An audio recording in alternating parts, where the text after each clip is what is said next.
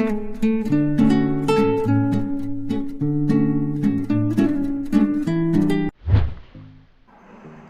Friends, આજે આપણે ઘઉંના લોટની સેવ બનાવીશું। અહીંયા માપમાં 500 ગ્રામ લોટ લીધો છે। તેમાં આપણે પાણી નાખીને બાંધી દઈશું। થોડું થોડું પાણી લઈને બાંધીશું લોટ। લોટમાં આપણે થોડું થોડું પાણી નાખીને જ લોટ બાંધવાનો છે। વધારે પાણી નહીં નાખવાનું, નકર ઢીલો થઈ જશે। આપણે આ લોટ જ્યારે બાંધો ત્યારે આપણે નવા ઘઉંનો જ લોટ બાંધવાનો છે। મોયેલા ઘઉં નથી વાપરવાના। ચાલો હવે આપણે લોટ બાંધી લઈએ।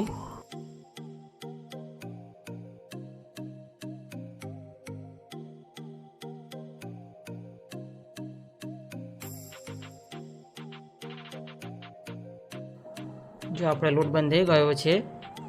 હવે આપણે એને થોડું થોડું પાણી લઈ અને આંગળીના ટેડવાથી આપણે મસળીશું।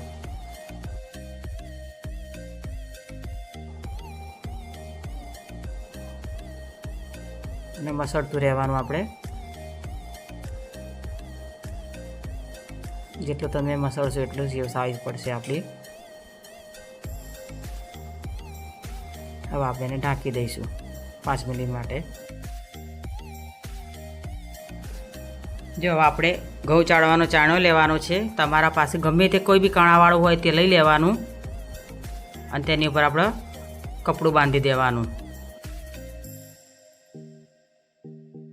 આવી રીતે બાંધી દેવાનું।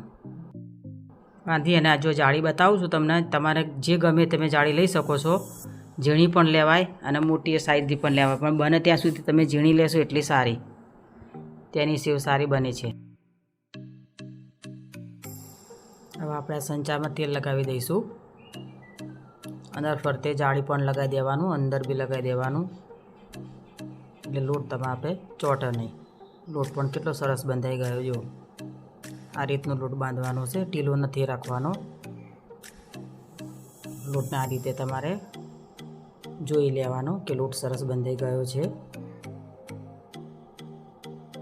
આ રીતે તમારે લોહો બનાવી અને પછી અંદર સંચામાં ભરી દેવાનો।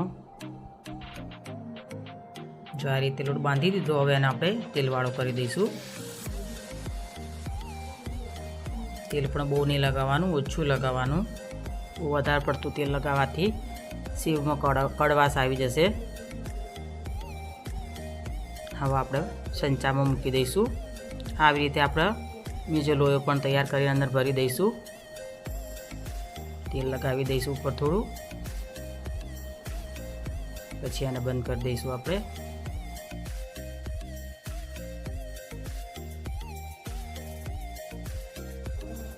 જો હવે આવી રીતે આપણે ચાણા ઉપર પાડી લઈશું। જો તમે આવી રીતે સેવ બનાવશો સરસ બનશે, જાળીવાળી। તમારે એક એક મૂકતું જવાનું, આવી રીતે ડાયરેક્ટ નથી પાડવાની। હવે આપણે બહાર સૂકવી દઈશું।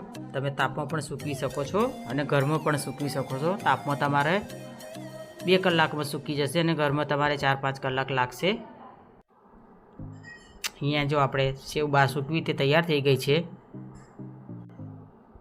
હું તમને બતાવી દઉં છું, જો કે સરસ થઈ ગઈ છે, તૈયાર છે મિત્રો ઘઉંના લોટની સેવ। તમે પણ ચોક્કસથી બનાવજો।